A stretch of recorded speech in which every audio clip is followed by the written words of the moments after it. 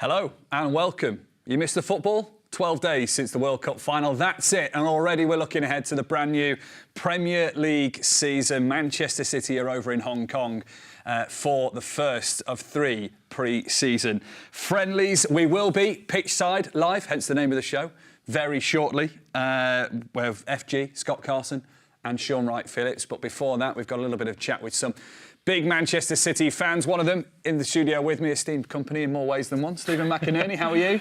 Finally, that name worked for once. Yeah. I'm good, mate. I'm good. I'm good to have Manchester City back. You good? Yes, I'm really well, thank you. We'll bring the two other fans in just a second. Before we do, Stephen, it has been a summer of the World Cup. Of course, one of ours, Rodri, winning the World Cup and being the tournament's best player as well. But there's something about club football that's just a little different. It's good to have City back. It's like a different flavour of football, isn't it? As much as the World Cup is nourishing, to me it's sort of fast food. I want a 3-course meal, you know. I want to take our time with it. And I just can't wait to see the club that, you know, I loved and have watched my entire life back on the pitch. And, of course, the new manager and new signings, new names, new ideas. I'm really excited, mate. What about this season, grabs you the most? They've obviously brought the big name of Elliot Anderson in, but there's also that new manager air of feel about things, isn't there? What to expect under Enzo Maresca. I was chatting to a friend last night, and for the first time ever, I have no idea what's going to happen at Manchester City, because we all got, in a nice way, set in the ways of Pep Guardiola. We're so familiar with all his ideas that we sort of could predict the unpredictable, as I'll put it, with Guardiola. And we got, very familiar with him. And I can't wait to see something that I just don't know and I don't understand. And this encapsulates it for me. Phil Foden has been around forever. He's only ever had one manager. So someone like Phil, he's getting a new manager. We're getting a new manager. And I think the new era brings new ideas and new stories. And to me, as a City fan, as a football fan, I just can't wait for that. Where are you expecting, perhaps, that story to be? There's a hope and a confidence maybe that the Pep success continues and the trophy count continues to rack up under Enzo Maresca. There might be a slightly altering in the style of play. It might now see the likes of Phil Foden flourish again with his brand new contract as well, or other players, the likes of Jack Grealish and Calvin Phillips are still within the squad as well. I think it's necessary, to be honest. Look, you can't do the same thing for 20, 30 years and expect the same results. Football has changed exponentially since Guardiola joined, and the reason being because of Guardiola. He changed the landscape of the Premier League himself. And because of that, eventually, something new needed to be tried, and he felt that personally, and I think maybe some of these players. And you look around at people like Phil Foden, who maybe hasn't quite climbed the same heights that he did 2 years ago, and he'd probably be the first to admit that. What can he do under a new manager? How much can Nico O'Reilly develop with a manager who loves players who are so versatile? And what we're going to see over in Hong Kong for some of these young players? Because almost certainly there'll be a name that rises from nowhere under Maresca, and that to me is what I'm excited about. I think the tactics, of course, there'll be that thread that carries on through Guardiola because he's obviously one of his protégés. But there'll be new ideas and there'll be the new ways of playing. And to me, that's probably a necessary evolution. And to me, we don't know who's going to be, but I can't wait to find out. Yeah, very exciting times as well. Right, I promised you a couple of extra City fans with us as well, podcasters. Matt Kerr and Amos Murphy join us. Gents, welcome along to Pitchside Live. Great to have you with us. Let's start, I think, both of you, Amos, first. The excitement for the brand new season and what this season brings for Manchester City, just 12 days since the World Cup final.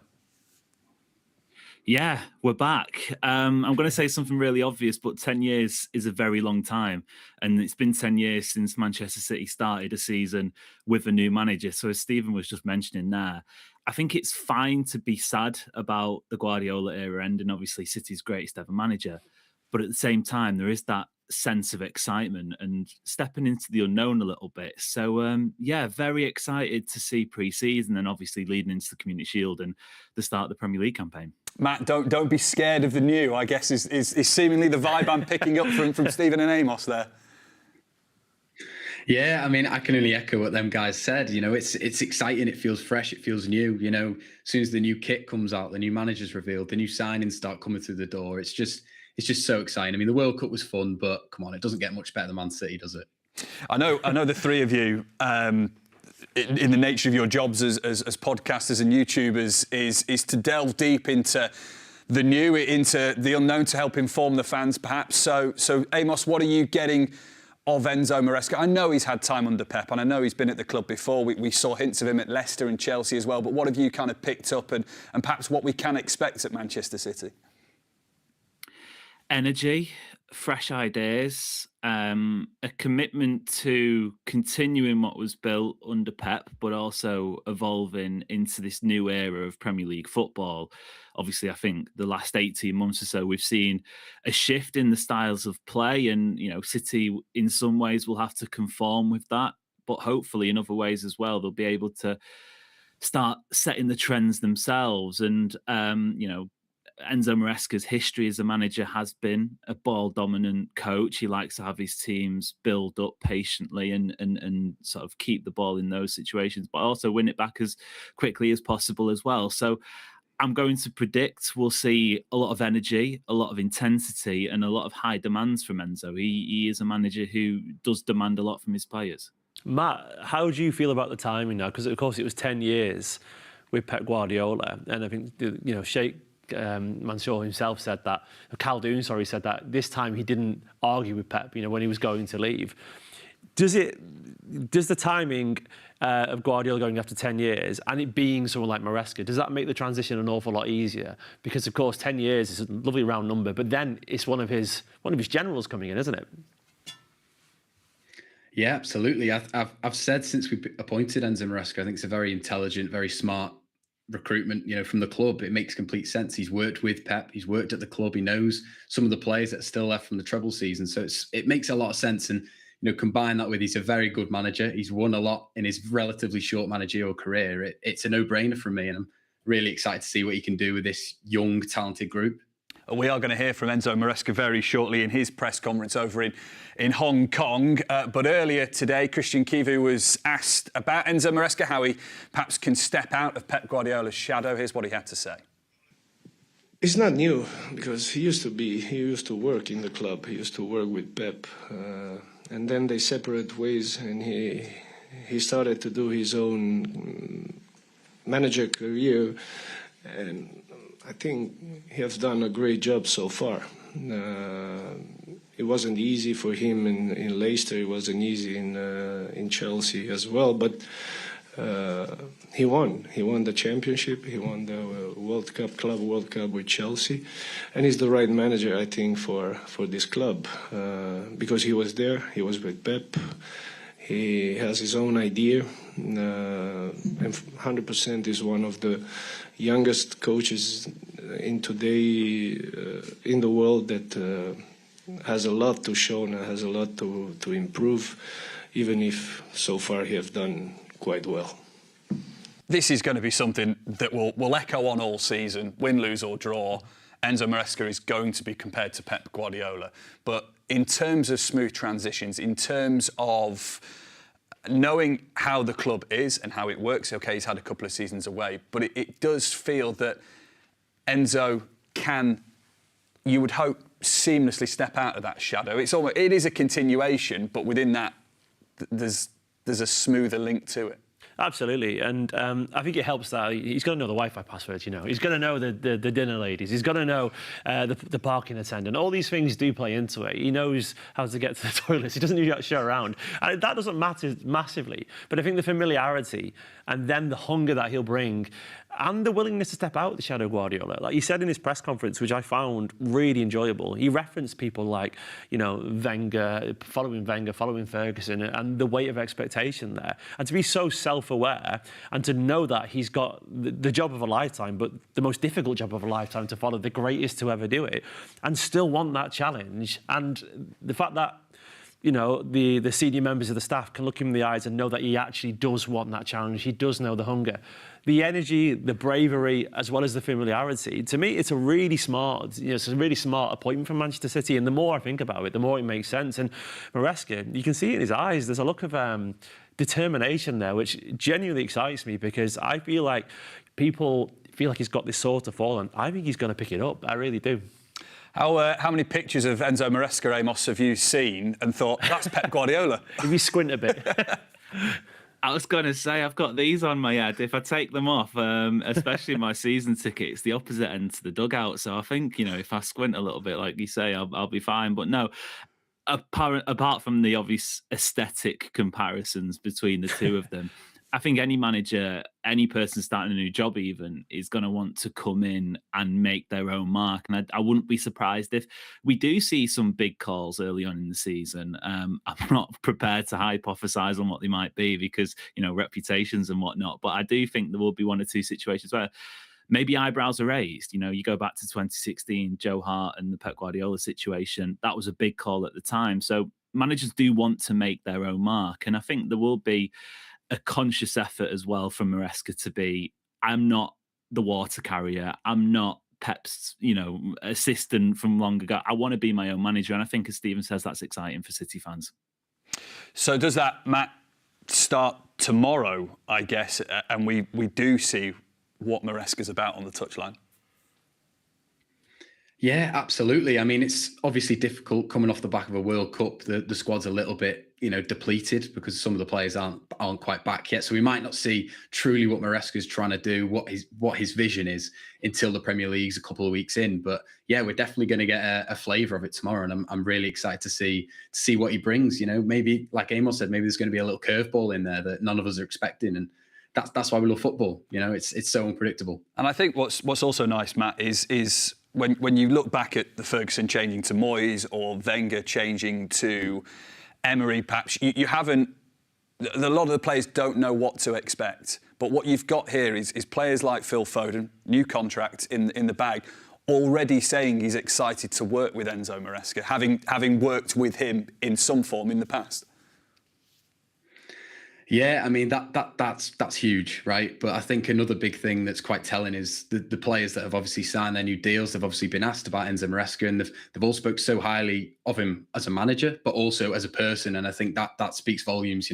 What type of guy we've got in charge of Manchester City in this coming season. Hopefully, many more to come. So yeah, it's fantastic. Amos, how perfect is this time now maybe for some of these younger players or some of these new faces? Because obviously a lot of attention will be drawn on the players that aren't there, your Haalands and people like that of the World Cup. But given there's a new manager, given, there's a new setup, new coaches and new faces as well, has there ever been a better time for maybe some of these younger players to actually make an impact? Because there's so many unanswered questions, isn't there? I bet they'll be relishing it. I really do. Obviously, the guys flew out earlier this week and they had the photograph on the steps of the plane. And, I'm not going to lie, it was kind of a bit of a who's who because there were so many younger players in there. But that's exciting for us as fans as well because, for this Inter Milan game, for example, we'll be getting a look at players who we don't know what they can necessarily be capable of, and that will be an opportunity for them to showcase it. We know what Haaland does. We obviously, with the new signing, know what Elliot Anderson can bring. We know what some of the other guys can do. We don't know what these younger players can offer, and I wouldn't be surprised if Maresca is turning to some of them in, even if it's cup matches or Premier League matches, whatever. He has had a track record of using academies wherever he's been as a manager. So, yeah, I think it's fascinating going into these matches. A lot of people brush off pre-season friendlies as meaningless. I think that's completely the opposite for this pre-season tour for City. Yeah, Rico Lewis went on tour in 2022 as the under-18s captain, never went back to the academy. Nico O'Reilly's done similar things. So there are exciting players for Enzo Maresca to have a look at. There are 6 who played at the World Cup who've gone over. Tijani Reinders, Mateo Kovacic, Joško Vardiol, Ryan Aït-Nouri, Antoine Semenyo and Abdulkadir Husinov have all gone over to Hong Kong with Enzo Maresca and co to, I guess, give him ideas, help the youngsters. And I think that's quite a nice combination. But is there anyone particularly you're thinking this is an important pre-season for young experience? Doesn't matter who. Well, you look at 2 of the names there, Joško Vardiol and Kusanov, and that is a partnership potentially that could, be at Manchester City for 10 years quite easily. And given the fact that Ruben Diaz and Mark Gay, they've got holidays, this is a chance for those two. given their age profile, given how well balanced they are on paper, they could set a very early marker down there to be the starting centre-backs coming the season, at least with the Community Shield and past that potentially. So, yeah, absolutely, those guys. Of course, you want to see maybe someone like Reinders kick on for his second season. This is a chance for a new manager, new ideas, to get in early. And sometimes, actually, it does help to be the first there, because a longer impression can be a lasting impression. So, yeah, for them, I think it's a massive opportunity. And that's before you get past the World Cup players. You know, we've talked about Phil Foden a lot already, but this is a massive season for him, absolutely. And I don't want to be... I'll be fair, actually. He'll be feeling it himself personally, because you don't go from a VFA Player of the Year and then have 2 quiet seasons and not have expectation on you. So, new manager, a manager he knows. He's out there as one of the leaders of the team right now. There's a lot of kids around him, and they are. Some of these guys are 16, 17 years old. They've just done their GCSEs, for crying out loud. And Phil Foden, at this point, he's their dad out there. So I can't wait to see how he handles that and how he steps up. Yeah, and a big rest this summer as well, which could be crucial for Phil. Yeah, a lot of fishing indeed. Talking of Joško Gvardiol, Amos, new contract for him, staying at the club long term. Stephen talked about him being centre-back partnership with Kusinov going forward, but could also be the left-back choice as well. Yeah, he could. Do you guys want a little bit of a hot take early doors? Because I actually think of all the Premier League clubs, getting Joško Gvardiol to extend his contract could be the best piece of business that any Premier League club does this season, because I think he's a unicorn footballer in the sense that he's a one of a kind, basically. And what he offers, as you mentioned there, you know, is he a centre back? Is he a left back? Is he a left winger? He could probably play striker if he wanted to as well. The goal at the Bernabeu a few years ago was just absolutely stunning on his weak foot. So I'm so excited to see this guy develop. He's obviously been here a few years now. He's got his feet under the table, and he'll be one of the leaders. He'll be one of those players in the dressing room that people are looking towards. And so unfortunate with the injury last year. He's one of my favourite players to watch, so I'm absolutely delighted with that. So 31st of July, we're not even in August. Hot take number 1, note it down. There we go. Amos, where's his best position? That's the most difficult question of all, isn't it? I think we've seen 2 really strong campaigns from him in 2 different positions. A lot of it could depend on the other players' availability as well. Obviously, Nico O'Reilly's floated from left back and into midfield at times as well. I'm going to give you a little bit of a politician's answer, Mike. I just think get him on the football pitch and he'll be fine. Right. Matt, your turn. I want an answer. Yeah, all right, I'm going to have to give you an answer. I'm going to say centre-back just because of his ability on the ball, you know, in the build-up and everything like that. Maresca, just like Pep, is a big advocate in terms of playing out from the back. So I think Gvardiol's going to be very important there. But listen, like Amos said, if you put him up front, left wing, left back, it doesn't matter. He's an incredible footballer, and he's always going to get on the score sheet at some point in a season. Amos, is there any young players that you're particularly looking forward to seeing? Of course, we've signed the young lad from Leicester, Jeremy Monga. There's a lot of highly rated players like Javier Parker, Samba and so on. But who are you personally looking forward to seeing in these pre-season friendlies? Yeah, I think Jeremy Monga's a really interesting player. And it's funny because obviously Maresca was at Leicester at a time when he was as well. But, you know, the kid's 16, so how young must he would have been then? So he must have had talent. You know, you don't push for a move like this if you've not already seen the talent. You've got Makaido as well. I think he had, you know, a few really brilliant spells in the senior squad at times last year. Mukasa, obviously he, second half of the season, was out on loan. It'll be interesting to see how that sort of senior football has helped him out in his development. And Vita Heis as well, who I know, Stephen, yourself, I've seen, you know, you've posted plenty of times about this talent and this potential that the young lad has. He's had another season out on loan with Girona getting senior football. Didn't have a great season in terms of the club, but Vita Heis himself, by all accounts, was fantastic. So I think he's probably one of those you're looking at and earmarking as somebody who could maybe make a name for themselves. We will be at Enzo Maresca's press conference very shortly, speaking ahead of the friendly with Inter Milan tomorrow over in Hong Kong. Then we'll be pitchside live to watch training as well. FG's out there with SWP, Sean Wright-Phillips, and SC, Scott Carson as well. I think SWP works better than SC. He won't stick around. Matt, in terms of you, young players, Amos talked about a few there. Stephen mentioned a few. Who do you want to see in action maybe tomorrow? Yeah, I know you've already mentioned him, but I can't not bring up Jeremy Monga. I think, the amount of clubs that seem to be sniffing around his signature, even just at the age of 17, sorry now, I think it's so exciting. He's clearly a fantastic talent. And, with Jeremy Doku not being there, and there's going to be space for him to have a go on the wings in this pre-season. So we'll see what he's made of. And as well, another one, Claudio Echeverri. I think a lot of us have kind of forgotten him. He was on loan at Girona last season. I've seen a few clips in training, looking like he's playing well. So wouldn't mind seeing him light it up at pre-season. Yeah, debut in the FA Cup final, of course, for Echeverri a couple of seasons ago in that fleeting appearance that we saw. But yeah, hopefully, like you say, big season for a lot of players. And also, so that's the younger end of the scale and a chance for the excitement that we might see there, Matt. But also coming in, I know he's not part of this pre-season squad, but will be coming in soon, Elliot Anderson. What do you hope to see from him alongside Rodri? As a backup to Rodri, those two interchanging the season, what do you expect to see and where do you expect to see Elliot Anderson throughout the season?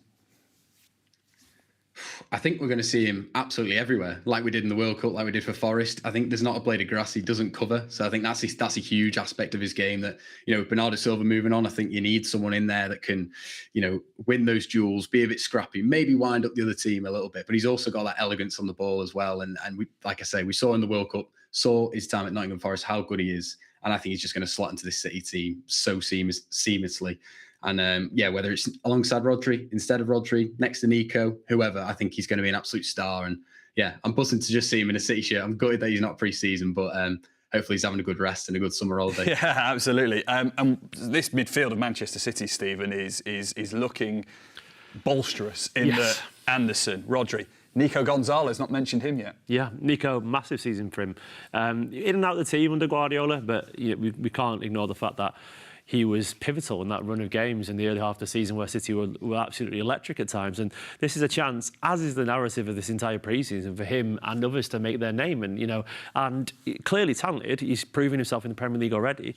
What can Maresca see in him? What can Maresca see in Reinders? What can he see in Marmoush, who will return soon as well, but from his own holidays? And Semenyo as well. There's currently no recognised striker in pre-season. So Semenyo, a lot of people have floated the idea of him being a backup striker. This is a chance to see what he can do. So, yeah, I think there's loads of potential stories here. Yeah, plenty of goals since he arrived in January for Antoine Semenyo, Amos. So maybe see him up front. You were talking about Joshko Vardiol up front earlier. Maybe Semenyo is more of a suited take, I reckon. But for you, that midfield, Rodri, Anderson, Nico Gonzalez.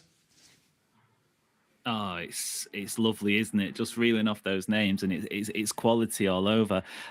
Anderson, I'm so excited for. Obviously, the rumours start, and you get your hopes up, and you're thinking, oh, I just hope it gets over the line, and it certainly did. So, I think he's going to be a transformable player for City, because the way that obviously you lost Bernardo Silva, and he is your engine room almost at both ends of the football pitch. I'm not necessarily going to say straight away Elliot Anderson is up to that level, because obviously Bernardo proved so much for so long. But in terms of the traits and the qualities that Elliot Anderson can offer this team, he's a plug and play signing, which I think are the best ones, because you shouldn't really need any time for them to get into the groove of things. When he is fit and available after his holiday, of course, then he's going to go straight in there. And I want to put this to both of you, and away from the players, because it doesn't really matter right now, let's be honest. How excited on a scale of 1 to 10 are both of you to have a suave, beautiful Italian manager back on the touchline again? And how much do you want to see him in a blue and white scarf? Go on, Matt. That's what I was going to say first. I want to see him wearing a blue and white scarf and having it like Mancini used to, because how can someone make a football scarf look so cool? I back Enzo to do it. I back him to do it. Yeah, it's so cool. There's something about having like an Italian on the touchline, like you say, and the other side of it, the passion. Most Italian, like Roberto Mancini was, they've got that passion, and it's going to be really cool to see. Yeah, no, I'm thinking as well. Like, I imagine the Manchester City managerial meals over the years would have been great. Obviously, Pep and his tapas, and Mancini and the Italian. I mean, even Pellegrini. Some amazing steaks in Chile. So I bet they have plenty of fun with that as well.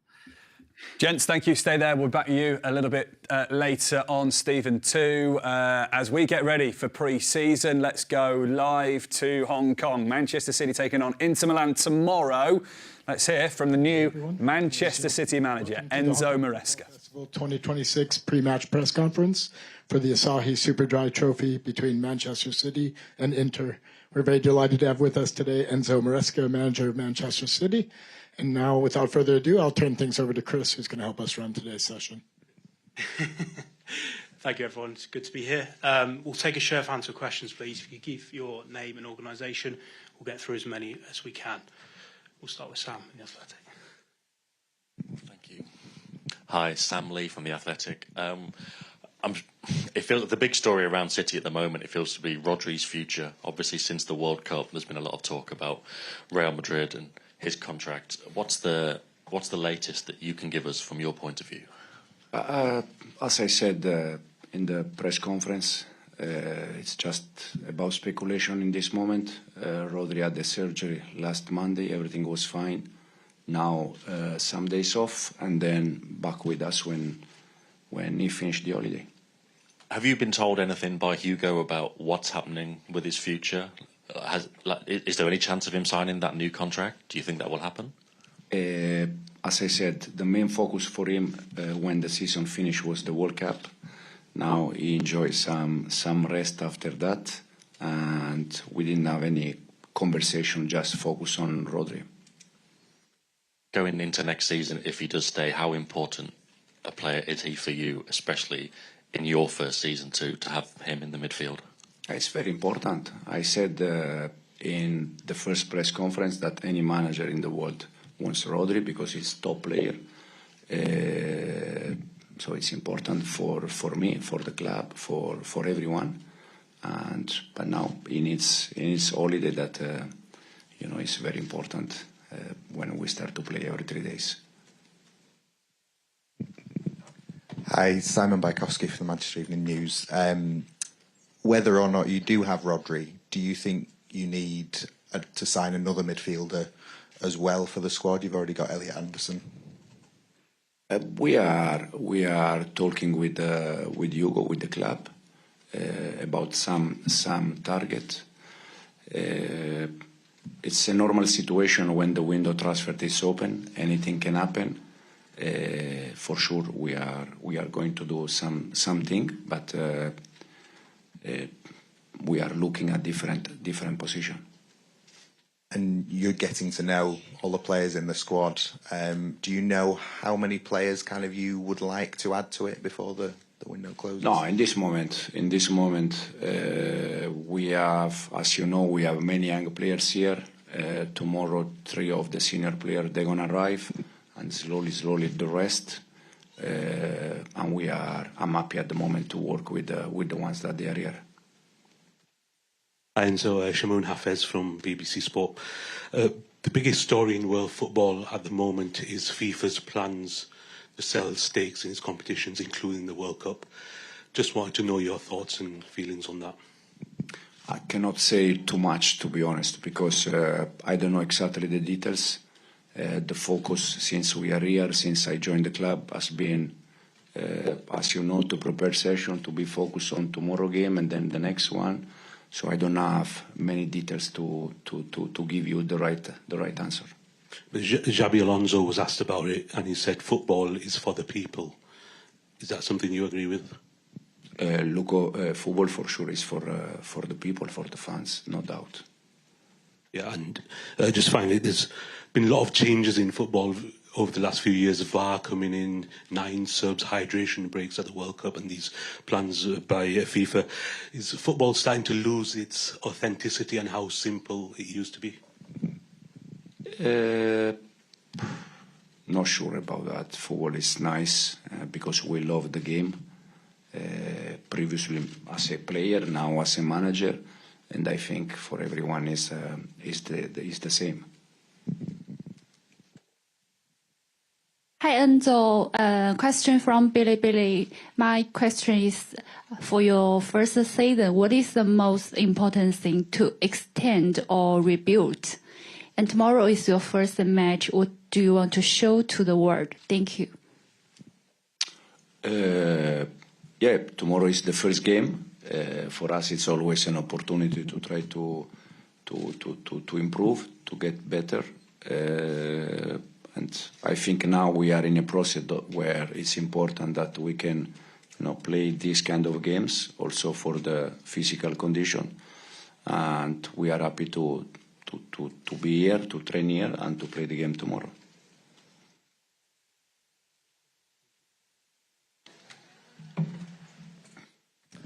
Hi, Enzo. Paul McNamara from the South China Morning Post. With it being your first game tomorrow, I know it's only a friendly, but how important for you to hit the ground running? Because in this modern world and social media, you're going to be judged from the very beginning, aren't you? I like to join the day by game, the day by day, the tomorrow game, and then we're gonna be judged always, not just tomorrow. It's important now that we start 10 days ago all together. We are introduced some new concepts, so it's also important tomorrow to see something, and this is in this moment the main focus. You're missing a few players here at the moment, and fans here obviously very disappointed that Erling Haaland hasn't travelled. Is there any chance that those players could join you in Korea? We would like to, but they need the rest after the World Cup. As I said, tomorrow, Ruben, Mateus, and Omar, they will arrive, but they will arrive late in the morning, so no chance to have them for the game. And then the rest, as I said, they need after the World Cup, they need holiday, and slowly, they're gonna be back.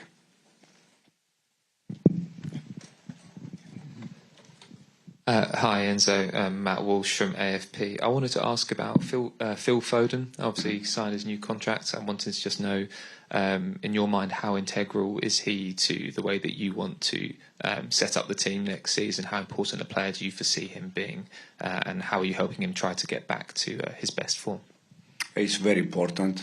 Phil is very important, like the rest. Knowing Phil from years ago, I know how good he is. So it's my duty to try to help him to be the Phil that we all want. First of all, to be happy to play football. That for him is the most important thing. And as I said, Phil in a good condition, Phil in a good mood, can help us to win games, to win title, and this is what we want.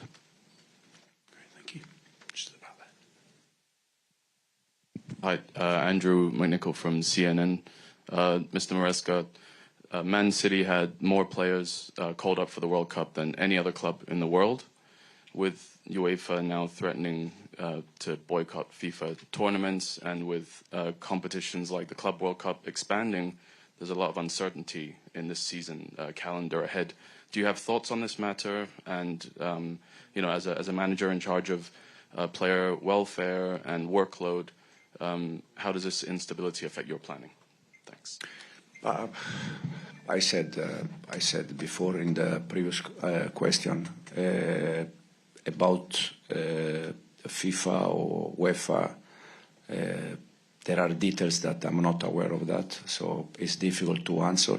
Then in terms of amount of games, it's normal that more games you play, more option to get injury you have. It's normal. At the same time, in this moment, it's difficult to think that you can play 60, 70 games in one season at the same level without injury. And we need to adapt. We need to be ready, and we need to try to avoid injury, knowing that it's going to happen. Hi, Enzo. It's Jack from Dodo News. And as the key preseason game, so what's your main objectives for this game? The physical condition is important because we need to get minutes game after game, and then to see if we can see already some new concept that we are working since day one, and play games in this moment. That is important. Thank you. And how important is for the Hong Kong market for to your club? We are happy to be here in Hong Kong.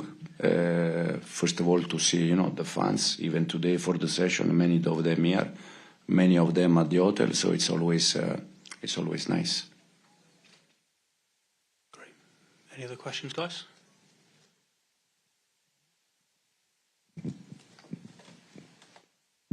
Hello, Enzo Kobe from iCable News. So I want to ask about now you are the previous coach is Pep Guardiola. If he was successful coach, so is there any pressure for you to take over his job? And also, what do you want to show us about in tomorrow's game? Thank you. It's the same question from day one. For me, it's a huge privilege to be here after Pep, after 10 years with him. But as I said, I don't believe in copy and paste. I think every manager, they are different. Every manager, they can bring something different. So it's my target, it's my duty to try to introduce some new idea. And yeah, but in general, it's a privilege. Great. Okay. Thanks, everyone. I think we'll one more if we could from Malaysia. Yeah. Last and one. then that'll be it. Hello, Enzo. I am Bryce from Indonesia, iNews. With the new season approaching, how satisfied are you with the current squad? Are you still actively looking for bring in more addition before the deadline? Or do you feel the team is already complete? No, at the moment, very satisfied for the ones that we have here. Many young players, a good one, full of energy. And then when the season starts, we have all our senior players. They are important. And excited for the season ahead, no doubt. Great. Thank you, everyone. Have a good evening. Thank you.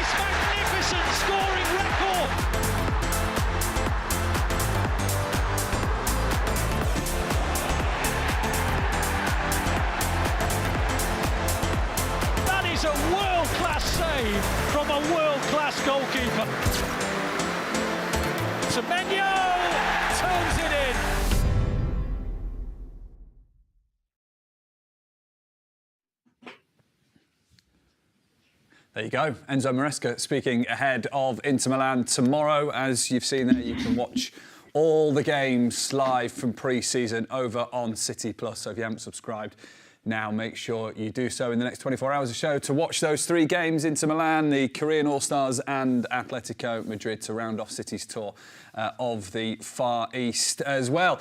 We are going to go pitchside shortly for training in Hong Kong. FG, Sean Wright-Phillips and Scott Carson are all there. Stephen McInerney is still with us, as are Amos Murphy and Matt Kerr as well, City podcasters and YouTubers, to look back on that press conference then of Enzo Maresca for the next few minutes or so. Loads of talk there.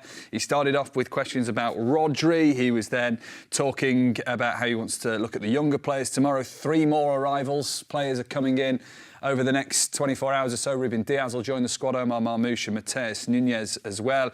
Asked, of course, about Phil Foden. He was asked about the pressure of taking over on Pep Guardiola, which we've all discussed prior to hearing from Enzo Maresca too. Stephen, you were watching that alongside me. What did you make of what Enzo had to say? He's a calming man, isn't he? That's the one thing I took from it. There's an awful lot going on behind those eyes, but it's incredibly reassuring. And I'd heard a lot of rumours that his staff, at Chelsea in particular, really liked him. I know a few people work in football, and he's a very popular man amongst his players.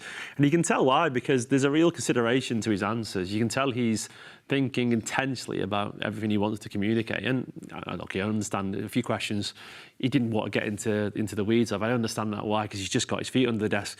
But there's a reassuring feeling to him. I like it. I like it a lot. Amos and Matt are with us as well. Matt, start with you. Listening along to that, anything jump out to you? Yeah, I think the biggest thing was his emphasis on, it's not copy and paste, that he wants to bring a lot of new stuff to City. And, when he was asked about the game tomorrow, he was saying that he wants to see a lot of the new stuff that they've been working on, as well as, of course, the players getting minutes in their legs. So, yeah, it'll be interesting to see what those new things are, whether they will be obvious in the first game. But I'm sure as the games go on and the Premier League gets going, we'll see what he's bringing to the table. Amos? No, yeah, echo all those sentiments, to be honest. As Stephen says, just very cool, calm, collected. Obviously, there will be occasions, no doubt, throughout his time at City where he has to step it up a gear. He might have to get a little bit more, feisty, so to speak. We know Guardiola loved to do that once or twice during a press conference, but it just feels like, okay, I've got it under control. This is a big change, but City fans, don't worry. The world isn't going to end. We're still going to be able to continue, and things are going to be okay. I think what I really like, Matt pointed the quote out, Stephen, is that he doesn't want to be copy and paste Pep Guardiola. So although there'll be some similarities, he's talked about it openly now, that there's going to be something new about Manchester City's style of football. Has he tried not looking like that, to be fair to him? No, he's absolutely right. And it won't be because, as I was saying before, that's a really intelligent man. You can tell that straight away. And that man, you don't get as far as he's got in football. You don't get this job without your own identity. He clearly isn't just some student of Guardiola. He's clearly a very successful, smart man in his own right who's had success already at domestic level. Look, to win the Club World Cup against PSG for Chelsea is impressive. To win the Championship for Leicester is impressive. And it's not quite the CV of Guardiola, but he's very new at this level still. And you can tell there's a real hunger. And that's everything in football, it really is. There's a real hunger to make his own mark on the game and his own mark on Manchester City Football Club. And I'd be amazed. He might even sort of go even further than we expect for this desire to be his own man before he finds his own way and his own culture at City. But yeah, I'm really impressed with how self-aware he is and that intention to separate himself from Guardiola. Let's hear from Enzo Maresca then. I know we've just listened to his press conference, but this is what he had to say when he was talking about what he wants to see in tomorrow's game against Inter Milan. Yeah, tomorrow is the first game. For us, it's always an opportunity to try to improve, to get better. And I think now we are in a process where it's important that we can, play these kind of games also for the physical condition. And we are happy to be here, to train here, and to play the game tomorrow. So that was Enzo Maresca speaking about what he wants to see from tomorrow's game. The big thing about pre-season, Amos, is the physical nature of the players, and it's unlikely any member of that squad tomorrow, the starting 11, will end up being the finishing 11, having played full 90 minutes. So this is a real good chance for Maresca to test his ideas, see what players fit best with it, as well as improving the physical nature, ready for the Premier League to start on August the 24th. No, you're spot on, Mike. You're spot on. But I'd also say it's a great opportunity for some of these players to gain confidence going into the new season and create a bit of momentum as well. I think back 12 months ago, Phil Foden had a really good Club World Cup campaign. Obviously, he had a bit of a difficult season the season prior, and granted, it did tail off towards the end of last season. But people forget the first half of last season. He was on fire. He was bagging goals and he was winning games for City. So obviously Foden is somebody who eyes are on again this pre-season. But there's plenty of other players in there who, be that didn't have a great World Cup or weren't selected altogether, who have an opportunity to just get minutes in the legs first and foremost in terms of fitness, but also reapproach the new season, get the heads back in it as well. And excited for it. I think it will be very interesting. I'm glad you brought up Phil Foden because Enzo Maresca was also asked about him and how to get the best out of Phil, who signed a brand new contract. This is what Enzo had to say. Phil Foden obviously signed his new contract. I wanted to just know, in your mind, how integral is he to the way that you want to set up the team next season? How important a player do you foresee him being, and how are you helping him try to get back to his best form? It's very important. Phil is very important, like the rest. Knowing Phil from years ago, I know how good he is. So it's my duty to try to help him to be the Phil that we all want. First of all, to be happy, to play football, that for him is the most important thing. And as I said, Phil in a good condition, Phil in a good mood, can help us to win games, to win title, and this is what we want. The Phil we all want was kind of the key phrase within that, a duty to help him, Enzo Maresca said. And Phil wants to be the Phil that we want. I think Phil is a very normal man, and I mean that with the greatest respect. I mean that as a compliment, and I don't think the superstar lifestyle comes easy for him. I think he's just a normal lad from Stockport, around the corner from these two on the screen here, and I think that's what he has probably been searching for, to recognise that side of himself. And Maresca, I think it's nice that it's a man who already knows him. You know, there's a preconception of anyone, of any player when you come in from the outside, and the fact that Maresca's worked so closely with him since he was such a young lad, I think it's going to help him. And Maresca will have, everyone has their own opinions on everyone, and I think he'll have his own opinion on how to play Phil, where to play Phil, and for the first time in ages, this is a new set of ideas for him to process, and I just don't see how that won't be a good thing for him. And he's had the summer off, Matt. He's had a full rest. New deal in the bag, as we've said. This could be his season. Absolutely. I feel like all the pieces are in place for him to have the perfect season now. You know, he's had his time fishing, he's got his new contract, you know, and he's got a new manager. Yeah, unfamiliar, but it's a guy that he knows, he's worked with in the past, knows how to unlock him. And I think those things are really important. And hopefully the stars are just starting to align for maybe another PFA Player of the Year. Just maybe an early shout there. That's another hot take, so that's two. Yeah. That is a hot take, yeah. Amos, where do you think Maresca is looking at using Phil Foden? I know you have no idea, none of us do, we're guessing here, but if you were to make a punt on what Phil Foden's best role is and how Maresca would use him, what are you expecting to see? It's the eternal question, really, isn't it? What is Phil Foden's best position? We've seen him light up on either flank. We've seen City win Premier League titles and have Phil Foden as a false nine. And obviously, in his Player of the Year winning campaign, he was playing more centrally. I think there has to be some continuity now with Phil Foden. He's 26 years old. He's into that part of his career where, you know, he's got to really sort of settle down and carve out a position in the team. If it's me, I want to see him centrally, because I think the way that he sees football and the vision that he has and the execution, obviously, I think his trademark goal really is in and around the edge of the box and just whipping it into the top corner. That can come if you're drifting off the right-hand side, but I think in terms of influencing the game, as we know Phil Foden can and should and has done on plenty of occasions, I think it should probably be in the middle of the park.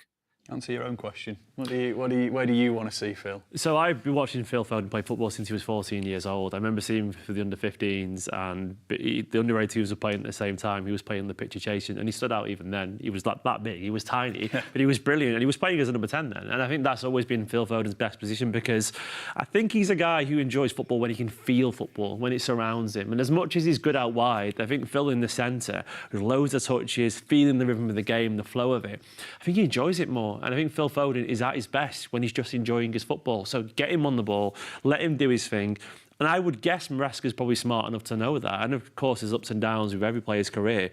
But right now, there will never be a better chance for Phil to kick on. And I do think he's going to take it. I think he's going to be given a lot of responsibility, as much as he wants. And I think he's going to run with it. We will be back very shortly after we have been to training over in Hong Kong. So let's tango over to Hong Kong and join Strictly Come Dancing, Sean Wright-Phillips, Scott Carson and FG. Ready?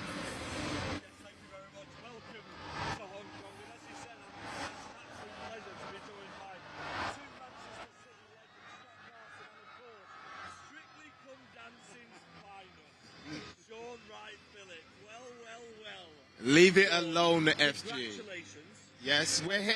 Can I say something? We're here to talk about Man City's pre-season tour and the training and the crowd and everything that's going on. The beauty of pre-season, though, let me tell you, Scott, being here in such an amazing environment is we have opportunities to check in with our legends and see how things are going.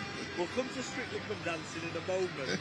Scott, it's been an absolute pleasure to have you here for the last few days. We've of course seen the fun side of you like we expected. We'll see loads of that on Matchday Live and potentially throughout today's PITCHSIDE Live. How have you found it in Hong Kong? Do you know what? I was a bit apprehensive when I first come, because first pre-season without having my gloves on. Thankfully the gloves aren't come back out. But no, it's been, I think I've said it to you a couple of times now, normally when you come on pre-season, you're just in the hotel, ground, hotel ground, so to actually see some sights and go to some really good places, it's been better than. I wish all pre-seasons were like that. We've had a lot of fun. Sean, you're always having a lot of fun, which is great to see. Another pre-season tour for you. A little bit of a different element this time because there's been a change in management, but the vibes, as always, here in Hong Kong have been fantastic, haven't they? I couldn't agree more with you, FG. It's been fantastic. The turnout even today has been great. The noise has already started. I got to hang out with some cool kids in the community today playing five-a-side, even though I'm not meant to be. But yeah, so it was fantastic. I'm enjoying it a lot. Not meant to be. You see, this is big for it. We will definitely be touching that. Scott, I mean, our players have just come out to warm up, and I mean, you might not be able to see the magnitude of what we've got here. This is, remember, an open training session here in Hong Kong.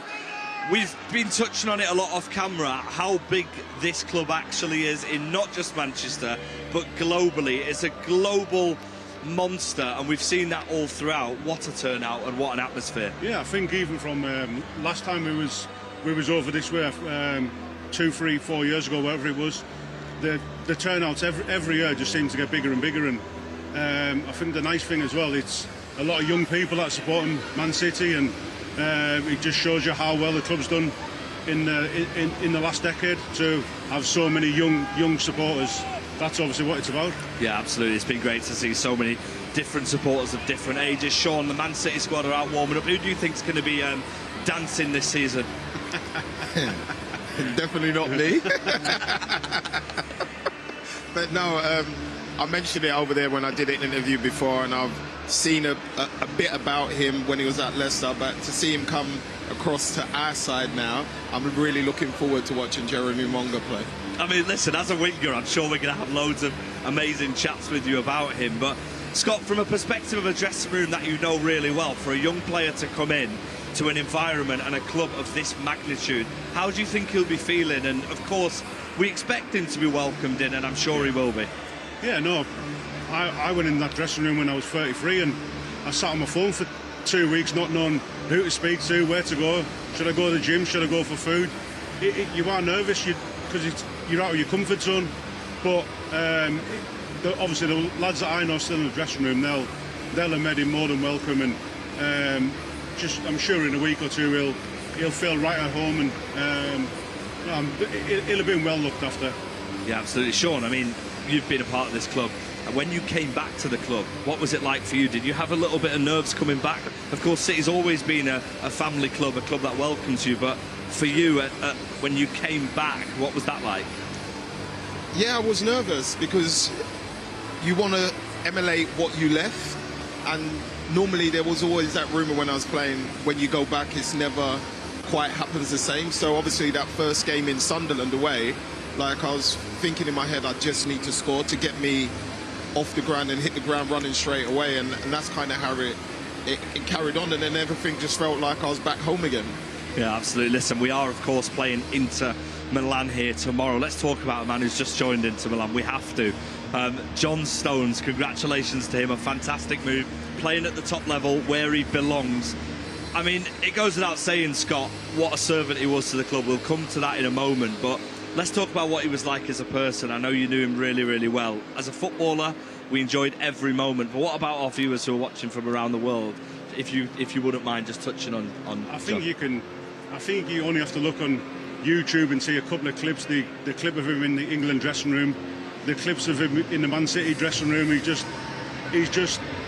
loves life. He just always laughing, always looking for a joke. But he was a proper nice fella, and to be a Rolls Royce of a defender as well, and be all them as well. I think that's why so many people, especially in Manchester, loved him, and we're so sad when he's left. Yeah, absolutely. But I mean, what a move for him, Sean, to be playing his football in an arena like the San Siro. He's got Manu Akanji there as well, who City fans love very, very much. He had a fantastic career at Manchester City. What was your highlight of John Stones? Him moving into midfield. I think just the way it happened and the way he did it and the way he took the league by storm, and in many ways was playing in that midfield area better than some actual midfielders and doing it really, really well. that for me was one standout moment for him. Yeah, of course, he won't be involved tomorrow, of course. He's still having a well-deserved break from the World Cup. You mentioned that before, Scott, that little dodgy shoulder move, and it brings me back to the point where we started the show. I know the guys in Manchester want to know as well. Sean, what can we expect with your new venture? No comment. It's like he's under contract and he's not allowed to talk about it. Strictly confidential. I'm just going to be like John Stones, hey. We've seen you do like the odd celebration, you know, a couple of times. Yeah, but you can move. My celebrations wasn't like ballroom dancing. So Scott, right, a bit of context. I'm thinking of Sean Wright-Phillips and his other ventures. I watched him play in Masters football last year, score a goal against Manchester United, celebrated quite well. Now Strictly Come Dancing. How do you think he's going to do? I think back in the day would have been some little jazz little move, really quick. I like how his shoulders. Maybe a little. Maybe now he's slowed down a little bit. He'll have to go a little bit slower and look after him a little bit. Honestly, our other presenters, Kel and Nat, are going to be all over this for the whole season. I hope you're bracing yourself. One thing that we will say as well, the picture that was announced, we saw everybody else getting their professional pictures. Sean, did you just take a selfie and send it to them? Yeah, I just did it in the hotel room in Hong Kong. He thought he was doing his passport photo again, I am a very simple person. I like to keep things simple, and that is simple. Well, you won't be keeping it simple on Strictly Come Dancing. We can't wait to watch that. Scott, from the players that you've shared a dressing room with, if there was somebody to go on to Strictly Come Dancing, who would it be? Just touched on it, John. You've seen his moves. Exactly.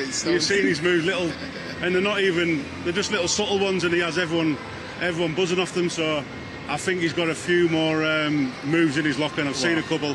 Maybe you can follow in your footsteps when hopefully you win. I'll be voting for you every single week. The players are warming up now. Scott, you know pre-season, like you said, at Manchester City, with a new manager coming in, do you think there's a change in sort of... It's a fresh start for everybody. It's an opportunity to impress. I mean, I know a few of the players have said to us that it's been hard work. They've enjoyed every moment. What will they be feeling, do you think? Yeah, I think there's always that bit of nervousness. New manager, they want to come back, hit the ground running. There's obviously players from last season that would have felt maybe a little bit hard done by. They didn't get the minutes that they deserved. So they've got every opportunity to show Enzo what they're made of, and that they stake a claim to be in the starting 11 come the Community Shield or their first game in the Premier League. Yeah, absolutely. That Community Shield game might be an opportunity for a lot of players. Of course, a reminder, some of our players are not quite with us here in Hong Kong. There's a couple that are joining us for the next leg of the tour, but an opportunity for the players who, like Scott said, potentially didn't get as many minutes as they wanted. They have an opportunity to play in an amazing fixture against Arsenal in the Community Shield. They'll be really excited for that, won't they?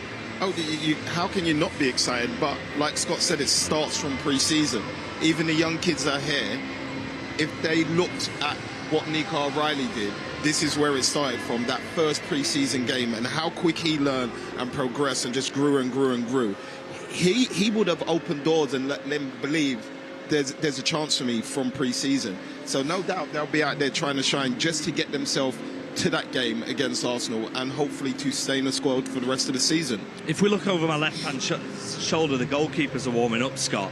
Now, there's been a change in the goalkeeper coaches as well. Of course, there's fantastic work done by our previous coaching team. Do you think for a goalkeeper things will change a lot? The drills, of course, will change, and how will they be feeling as well with a brand new coaching structure behind them? I think pretty much like the outfield players, they'll have been that little bit of anxiety, not knowing what to expect. Obviously, Shabby, the previous goalkeeping coach, was there for a long time, so he had his methods, his way of training. So obviously, I keep looking and seeing what's going on over my shoulder, and I think it's a good thing for the keepers as well to have a change of styles every now and then. It gives you want, as a goalkeeper, you want to see the different techniques from all around the world. So hopefully they bring a new dynamic to the department, and it just pushes the keepers on even more. Absolutely. And one man who's always on our mind, of course, he helped launch the Manchester City kit yesterday. He was spoken about by Enzo Maresca in the most recent press conference today, is Phil Foden. We're delighted he signed a new contract, one of our own. City fans love him. One thing that stuck out to me was how much City fans all around the world love him, and we wouldn't expect anything else. How do you think he's going to be feeling, Sean? Because He's had an extended break finally over the summer, albeit probably not in the situation he wanted, but he's back smiling again. He seems to be happy. It's a massive year for him. Do you think that refresh will help him? Yeah, I think that will help anyone. I think for a lot of the players in general, if you go back to as far as COVID, pretty much they've had a run-through season every 12 months. So for him to get that 4 weeks where he can just spend time with his family, enjoy those moments, switch off from football, rest and recover, that's going to be massive for him. I got a really good feeling that he'll be as sharp as he needs to be to bring the real feel back. Yeah, absolutely. And Semenyo, of course, it's the first pre-season for him here. How much of a difference does that make? Because when you join, he did really, really well, by the way, last season. He was fantastic for us when he came in, as was our other winter signings. But how will he be feeling? How much of a boost is it for him to just spend time with the players? And being away on trips like this, do you have a lot of spare time together? Yeah, do you have opportunities to bond? That's the thing. Obviously, when you sign in a January window, you literally come through the door and you're straight into the match day squad. So he's probably going to be happy to get a proper pre-season, especially with Enzo and how they want to play the game. So I think it's all going to work well. And obviously, touching back on Phil, I can't wait to see him this season. I think he'll come back with more energy, and I think he's got a big season. He'll have like a little chip on his shoulder. Yeah, he will come back wanting to prove people again that he's the best. That's what you want. Yeah. If you're wondering what the sounds are from our... they must be making a few worldies out of from our fans. The goalkeepers are getting a lot of love, as expected, as are the people taking the shots. At the moment, it's the goalkeepers against the goalkeepers, Scott. The crowd are loving it. If they're making this noise for a warm-up, tomorrow's going to be pretty special, isn't it? Yeah, I think it will be, but you can see the energy in the stadium already. They're excited. Obviously, they're watching top players, so they've got every right to be celebrating a save or a good pass, and hopefully in a little bit, a few goals. A few goals indeed. And one man who's recently signed a deal as well, another contract done by Manchester City, which we're thankful for, is Josko Vardiol. Last season he missed a bit of it through injury. It's great to see him back fit. How much of a big player is he going to be? And how important will he be for not just on the pitch but off the pitch? Because he's got a bit of experience now. He's got bundles of experience. I think even before he comes to City, because he's played in that national team, he's learned the ropes. He's played with senior players. He understands it, and now he's in a position where he is going to be one of those leaders for real now, and one of the older players also. So him being out, he would have seen the game a little bit different. Would have learned a lot. But do you know what was fantastic? He's going to start the season now because there's going to be a few players that are still doing their pre-season, and I'm intrigued to see who's going to partner who in that back four, because the back four that finished the season last year was pretty strong. So I'm really interested to see what happens. But we're spoilt for choice at the back at the minute. With a new manager coming in, Scott, is it genuinely just a clean slate, do you think, for everybody? Or do you think the players, like Sean said, that back four was very, very strong towards the end of the season? That'll, of course, be in the manager's mind. But when you look at our squad, especially in the defensive side, in them centre-half positions, we've got a huge array of talent. Yeah, it's a really good headache to have, isn't it? You have that many defenders and really good ones, and you can't squeeze them in. So it is going to be a headache for Enzo, but he'll have obviously partnership in his mind. But things happen along the season. So I think that for the ones that don't start in the first few games, there's going to be plenty of games this season, so it's all about trying to keep the squad fresh and happy, and there's going to be plenty of opportunities for everyone, I'm sure. Now this is the fun part of the show, because we're going to share with you what we've been getting up to in Hong Kong so far. Of course, there'll be a lot of content being rolled out on Matchday Lives, of course, and extra stuff going on. I mean, Sean, have you been up to much here? The vibes have been immaculate. Yeah, the first day I got off, I was lucky enough to hang out with Christian Vieri for a little bit of the day. He's quite a character, he's very funny, witty. It's a bit awkward taking pictures with him. One of us normally have to sit down or stand up, but in general, yeah, it was brilliant. Just a casual meeting with Christian Vieri, as you see the life of Sean Wright Phillips. You can hear the noise as well. Like we said, it is the goalkeepers. Scott, what have you been up to in Hong Kong? Because you've been having a lot of fun, like we said. I think the first time I saw you, we were seeing some pandas. Yeah.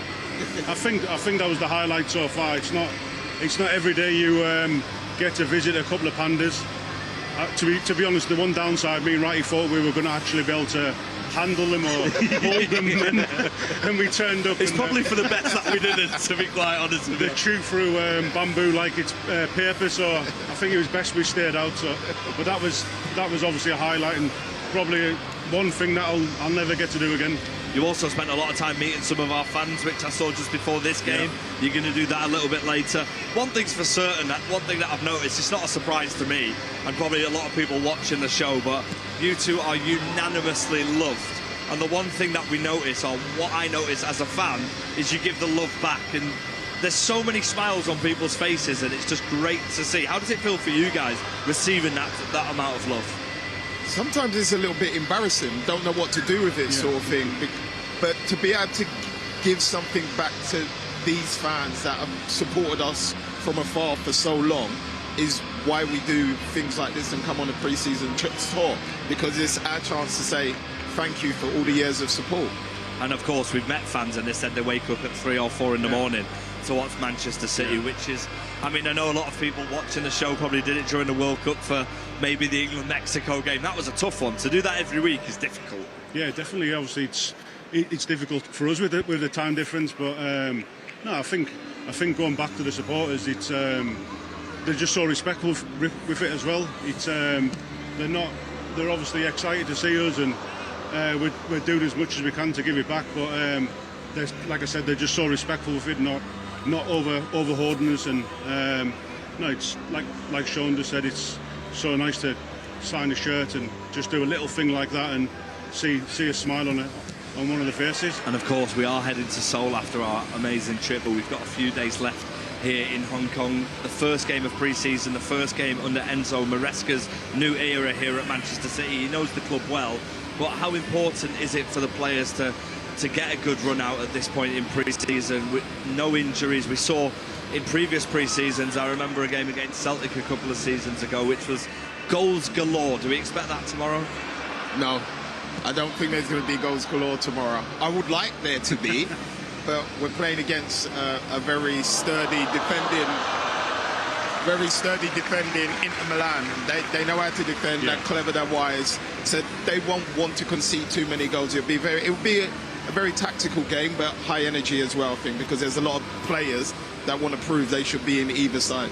And yeah, it gets to this point of pre-season, Scott. Do you echo what Sean says in terms of you think it'll be a tight game? Inter Milan are a fantastic defensive team. City's defence is very good as well, but it's an opportunity, of course, not just for Man City, but for Inter Milan as well to impress. Yeah, I think obviously going into the first 1 or 2 games of this pre-season, it's not about what the end result is. It's more getting minutes in people's legs, and Enzo hopefully getting his messages across to the players and then replicating them. And I think if whatever the result is, as long as his messages are coming across to the players, then he's only going to have positive thoughts on it.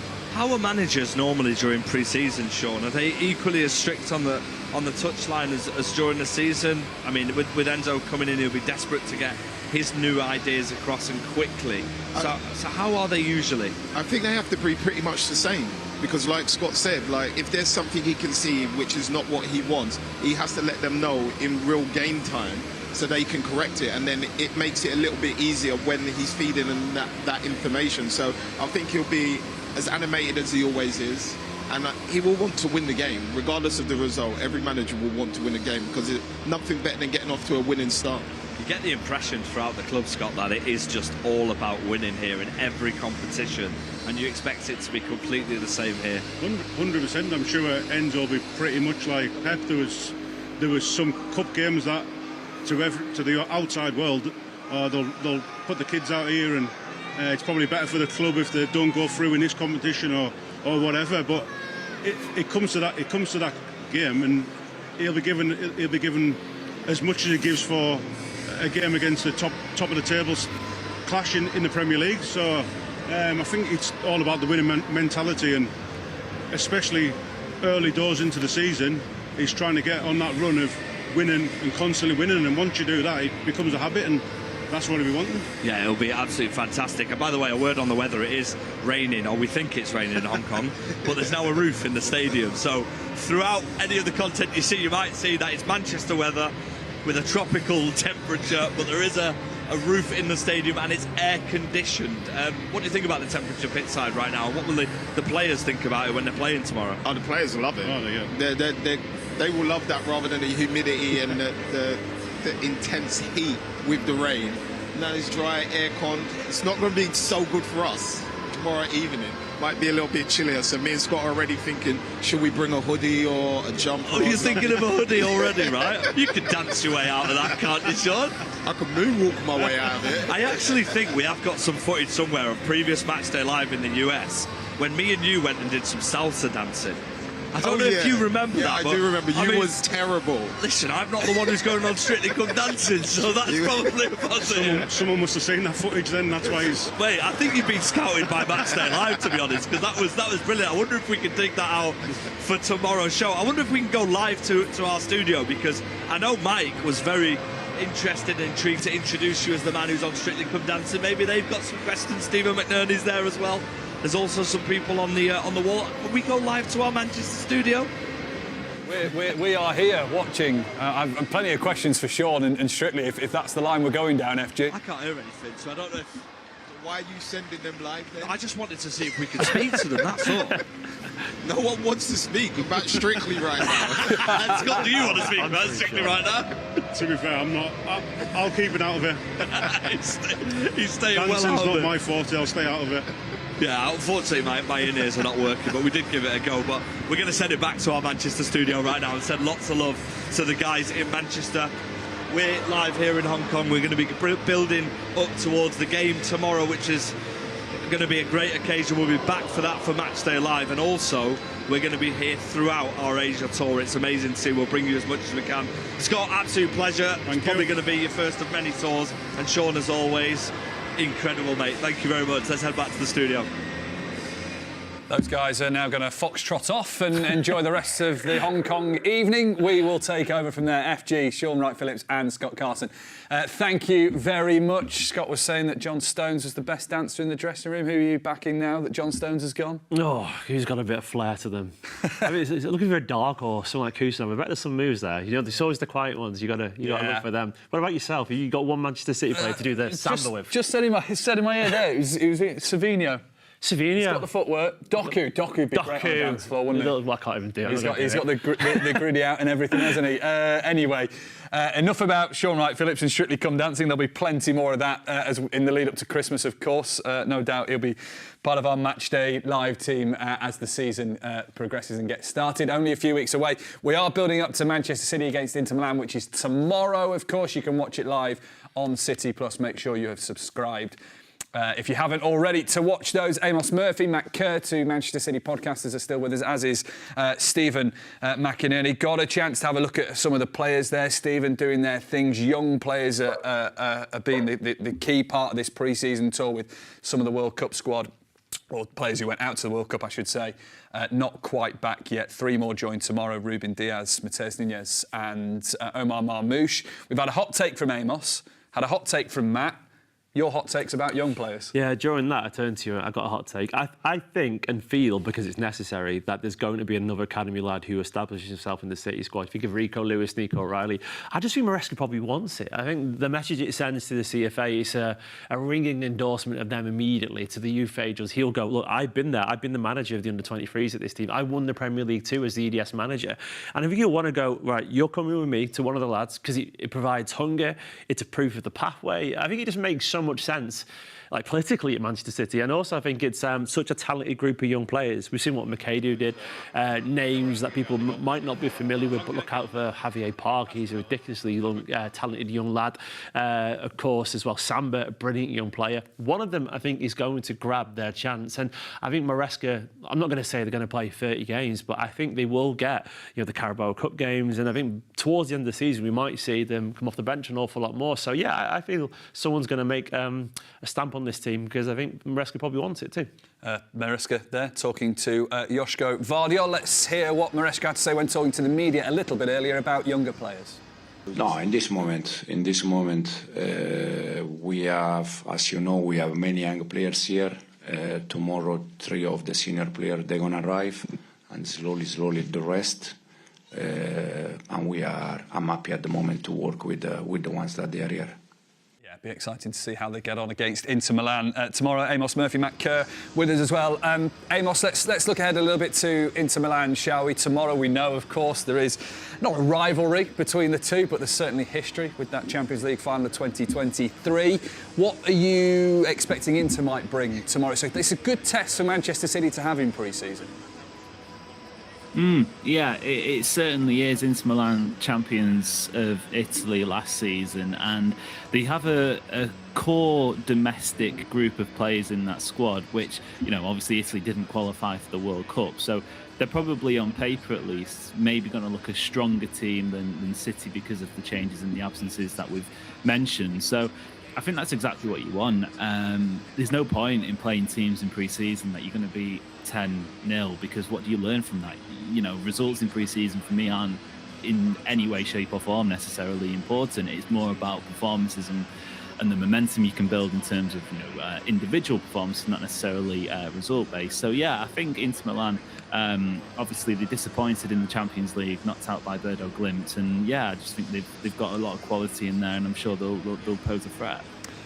Matt, got to ask you about one of the Inter Milan additions that we've learnt of today. Mr. Shoulder himself, John Stones, is now part of the Inter side. Yeah, I was actually about to say, it's the John Stones derby now, isn't it? How bizarre, you know, if you went back to 2023 after that Champions League final and said that's where Stones is going to end up next, I wouldn't have believed you. It's crazy, but I'm glad he's not in the Premier League, you know, up against us at some point. We're probably bound now to get Inter Milan in the Champions League. I'm glad he's not going to be playing tomorrow as well. But no, it's a great place for him to go, you know, for how many years, experience a different culture, different type of life. You know, he's won it all at City, and he deserves that opportunity to try something new. And yeah, I wish him all the best of luck, but I don't think he needs it because he's an absolute Rolls Royce. So having played under Pep Guardiola, he'll now play under Christian Chivu, the Inter Milan manager. This is what Chivu had to say about John Stones earlier today.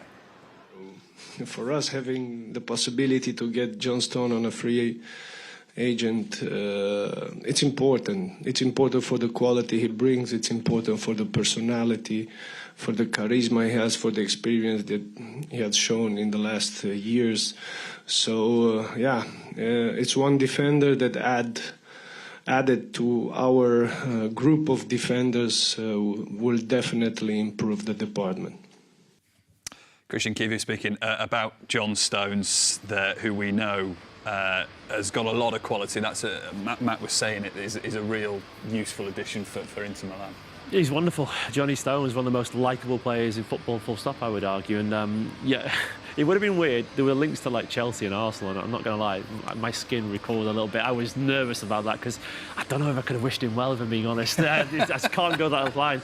But I'm glad he's over an historically great club, and he's gone back to meet Manu Akanji, you know, a man that he won the Champions League alongside, and they're going to have a wonderful sunset to their careers, and hopefully as well, he wins the Serie A. It's an incredible league, an historic league, and he's going to play. And he's definitely good looking enough to live in Milan as well. So he's going to play over there, have a great time, and fingers crossed, he wins some trophies too. Yeah, and playing a great stadium with the San Siro as well. Of course, Manuel Akanji has now made that permanent move to Inter Milan following his loan spell last season. Word from you on Inter tomorrow and what you expect. Some of their players, Amos mentioned as well, Italy didn't go to the World Cup, so their Italian stars are well rested. Yeah, absolutely. I've got an Italian friend, and he's become a little bit disillusioned with Italian football because of the national team. But Inter have been a shining light for them. They've been wonderful in the Champions League, of course. You know, a couple of consecutive finals there. A really good side, just drenched in experience and quality, and they'll provide a real test for City tomorrow and for these young players, because a lot of experience, and that's what you want. You want these players to feel it, and I think friendlies they're called friendlies for a reason, but there is a bit of a history between City and Inter Milan now, and there'll absolutely be some of those players who are there who remember losing the Champions League final to us, and of course it'll mean something to them. So it'll be a good game. Yeah, we are going to leave you very shortly with the live training session going on over in Hong Kong. You'll be able to watch it now, of course, but when we're done, that will carry on. So don't think it'll be cut short. Just the final words, really, I think, from Amos and Matt. And Amos, having heard Enzo, having started the pre-season build-up today and got a glimpse of Manchester City and heard what the managers had to say, and us all discussing the possibilities of who could shine bright this season as well. I guess it's just starting that feeling, that excitement that the new season is here. Yeah, it's starting to settle in, isn't it? The World Cup wall charts have come down. They've been chucked in the bin. England's hopes, as so often is the case, up in flames. So it's back to our one true love, really, isn't it? And that is, of course, Manchester City. How long did the wall chart stay up? Mine came down 2 days after the final. Well, I jetted off to sunny Greece literally hours after the final, so I only did it about a day ago. And it was one of those, like, you know, the World Cup blues setting in. But look, we've got the real blues back. Yeah. And Matt, on that then, building up to the new season, we get the first look tomorrow of Enzo Maresca. We've had that phrase that he's used. He doesn't want to be copy and paste Guardiola. So now we get to see tomorrow that first bit of action under Maresca. Yeah, I mean, I've got to make a confession, first of all. I've still got my World Cup chart up, so that'll be the first thing I do after the show. But no, I'm just excited. Like I said before, I'm excited to see what maybe new aspects that Maresca is going to bring to Manchester City. Yeah, it might be difficult with a depleted squad, but you never know. Things can happen in friendlies that, I remember a couple of seasons ago, Oscar Bob starred in pre-season. Those little moments you just remember. So hopefully something like that. Maybe Ryan McCade, who's the star tomorrow. That'd be insane to see. And yeah, just like I mentioned, the young players just to grow in confidence, and it's a great experience for them. It's great exposure. They're unlikely to play in these big games in the Champions League, so why not play them up against this big European giant? It's a great experience for them guys as well. So yeah, very excited, very excited. Yeah, it seems that way. Don't forget all the games of pre-season live on City Plus as well. Stephen, final word from you? I'm so excited, mate. Genuinely, I pinched myself before because I'm obviously a City fan and I've been here a few times. But walking into the academy today, walking past the training pitches, talking about the players, the new manager, chatting to Manchester City fans, and I just can't wait for the new season, mate. I truly can't. It's a pleasure every single year to watch this Manchester City side, and it has been since I was a child. And I think it's a new beginning and lots of reasons to feel excited. So I just can't wait. Bring it on, mate. Yeah, you're excited. Amos and Matt are excited. Enzo seems excited. The players we know are excited to see what the new manager can bring as well. And we get our first taste tomorrow when Manchester City take on Inter Milan. You can watch the game on City Plus if you haven't subscribed already. The Matchday Live team will be back tomorrow to bring you commentary of that game as well as watching it, of course. And we'll be back before the Atletico Madrid game as well to maybe see what we've learned from the first couple of games and preview that final pre-season friendly. So to Stephen, Amos and Matt, thank you very much. Thank you for watching. We'll leave you now with the rest of the training session over in Hong Kong. See you next time.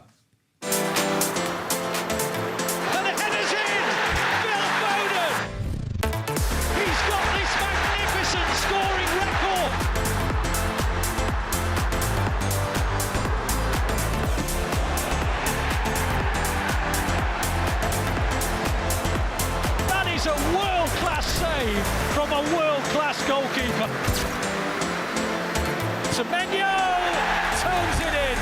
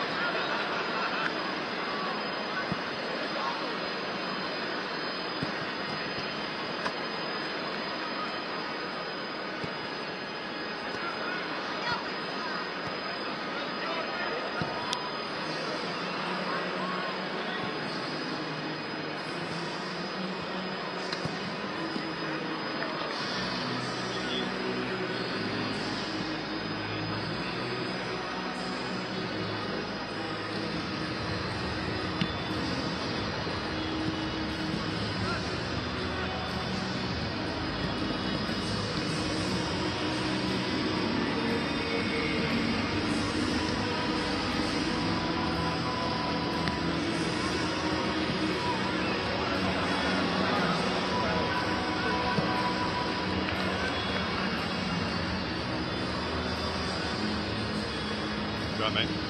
So what? If you just follow the training, and then we've cleared out all that position, so you're able to go handheld, or even if you wanted to go on probably handheld the best, right? If you need a break, I can pick it up. Yeah, that's all right. Training, yeah. Meet and greet, so we can bring fans down here. We'll go a split. So if you want to grab want to go handheld, probably we do both. Guys. We've set up for the coach.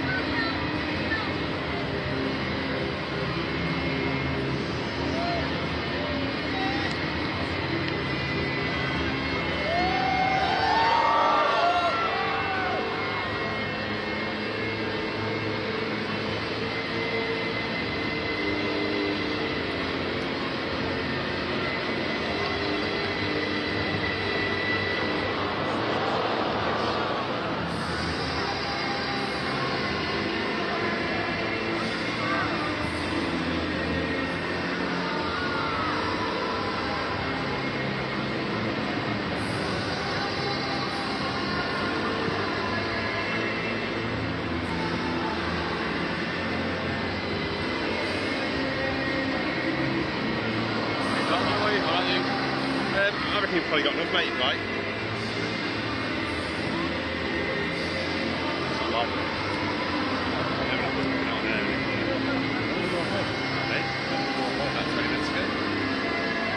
Streaming it, but we're still capturing it. But I'll probably go get stuff ready so we get close on these. Do you want to change a different lens or?